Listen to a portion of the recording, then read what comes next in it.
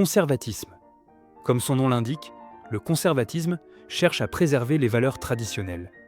Dans la culture occidentale, les conservateurs mettent généralement en avant la famille nucléaire, la religion organisée, l'armée et le droit de propriété. Libéralisme. Le libéralisme est souvent cité comme l'idéologie dominante de l'histoire moderne. Il défend l'idée que chaque individu possède des droits propres, que le gouvernement doit être approuvé par le peuple et que tous doivent être égaux devant la loi. Le libéralisme valorise aussi les marchés libres, les élections multipartites, la séparation des pouvoirs, la laïcité, la séparation entre religion et État, une constitution garantissant les valeurs fondamentales, ainsi que les libertés individuelles, la vie privée, la liberté d'expression, de la presse, de réunion et de religion. Modératisme.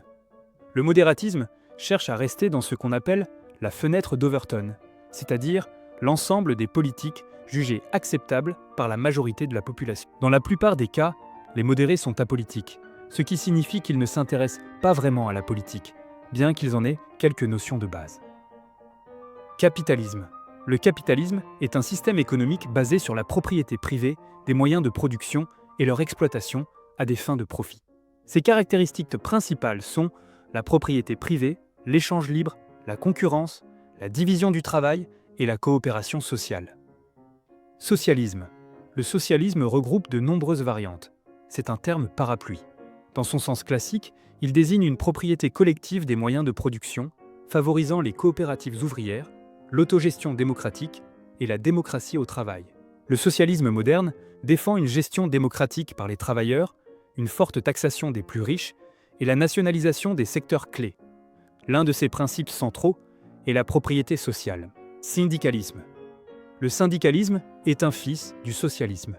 Il considère que la syndicalisation des travailleurs, la création d'organisations locales et décentralisées, appelées syndicats, et les grèves ou actions directes sont les meilleurs moyens d'atteindre une société socialiste. Une fois une société post-capitaliste instaurée, un congrès ou une commune de syndicats serait formé pour représenter les différentes branches de l'économie. Corporatisme. Le corporatisme défend l'organisation de la société selon les secteurs d'activité, comme l'agriculture, l'armée ou l'ingénierie, où chacun est intégré selon ses compétences et ses intérêts.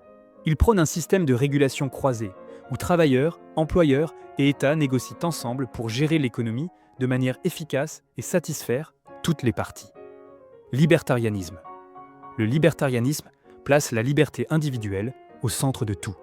Il cherche à maximiser l'autonomie et la liberté politique en prônant un gouvernement minimal. Il partage plusieurs valeurs du libéralisme: égalité devant la loi et droits fondamentaux à la vie, à la liberté et à la propriété. Séparatisme. Le séparatisme, ou sécessionnisme, vise à établir un État, une nation ou un gouvernement indépendant, séparé d'un autre déjà existant. Communisme. Le communisme repose sur la propriété collective des moyens de production, de distribution et d'échange. Il distribue les biens en fonction des besoins de chacun. Dans une société communiste, il n'existe ni propriété privée, ni classe sociale, ni argent, ni État. Féminisme. Le féminisme vise à définir et établir l'égalité politique, économique, personnelle et sociale entre les sexes. Il considère que les sociétés privilégient le point de vue masculin et que les femmes y sont traitées injustement. Ces efforts incluent la lutte contre les stéréotypes de genre et l'amélioration de l'accès à l'éducation et à la vie professionnelle pour les femmes. Anarchisme.